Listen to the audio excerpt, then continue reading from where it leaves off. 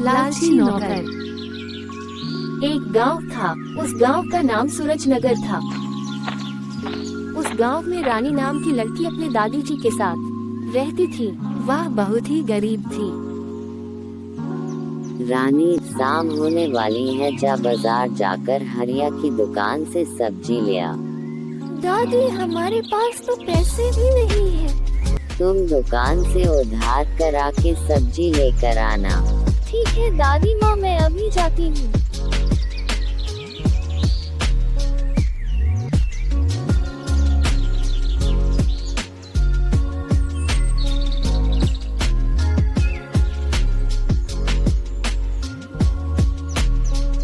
अरे रानी बिटिया, कहाँ इतनी रात को जा रही हो? चाचा जी, आपसे ही मिलने आई थी। मुझे सब्जियाँ और राशन चाहिए था। दुकान बंद हो गया है, अब सामान नहीं मिलेगा। रानी उदास होकर वापस घर जाने लगती है।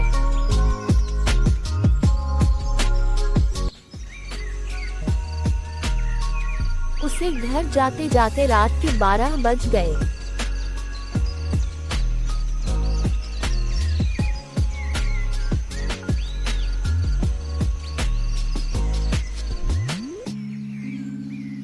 दादी जी, हरिया चाचा ने सामान नहीं दिया। घर में कुछ न होने के कारण उन्हें भूखा ही सोना पड़ता है। दादी सुबह उठकर सरपंच के घर चली गई।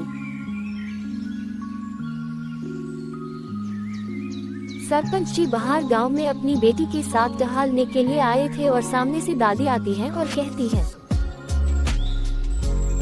सरपंच जी, हमारी मदद कीजिए। मेरी पोती ने 2 दिन से कुछ नहीं खाया है और जब मैंने हरिया से राशन मांगे तो उसने मना कर दिया। सरपंच जी कहते हैं, दादी जी आप चिंता ना करें, मैं आपके घर खाने के लिए राशन का इंतजाम कर दूंगा। सरपंच जी की बातें सुनकर दादी खुश होकर अपने घर की ओर जाने लगी। सरपंच जी घर जाकर रामू से कहते हैं, रामू जाकर 1 महीने का राशन लेकर रानी की दादी माँ को दे देना, पर दादी जी से पैसे मत लेना। अरे रामू भाई, कहाँ जा रहे हो? सरपंच जी ने कहा है रानी की दादी को 1 महीने का राशन दे दो और पैसे सरपंच जी देंगे। हरिया 2 मिनट में ही सारा सामान, 1 महीने का राशन और कुछ सब्जियां, फल, खाने पीने के सामान के साथ बाहर आता है और रामू को देता है। रामू सामान लेकर दादी के घर जाता है। रामू बहुत लालची था। इतना सामान देखकर उसके मन में लालच आ गया और आधे से ज्यादा सामान को भोला नाम के व्यापारी को बेच दिया। बस एक टोकरी के सामान को लेकर दादी के घर पहुंचा। दादी ने पूछा, अरे रामू, क्या सरपंच जी ने इतना ही राशन दिया? ये तो 2 हफ्ते तक ही चलेगा। दादी जी, सरपंच जी ने कहा है 1 महीने के लिए इतना राशन आपके लिए काफी है। जितना उन्होंने कहा मैं उतना ही कर सकता, आगे आपकी मर्जी। इतना कहकर रामू वापस चला गया।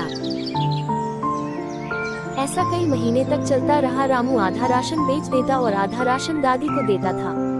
दादी जी परेशान होकर एक दिन सरपंच जी के घर गई और उनसे कही, सरपंच जी, इतने कम राशन में तो हमारा गुजारा सिर्फ 2 हफ्ते तक ही होता है। अरे दादी, आप क्या कह रही हो? मैं तो 1 महीने का राशन रामू से भिजवा देता हूँ।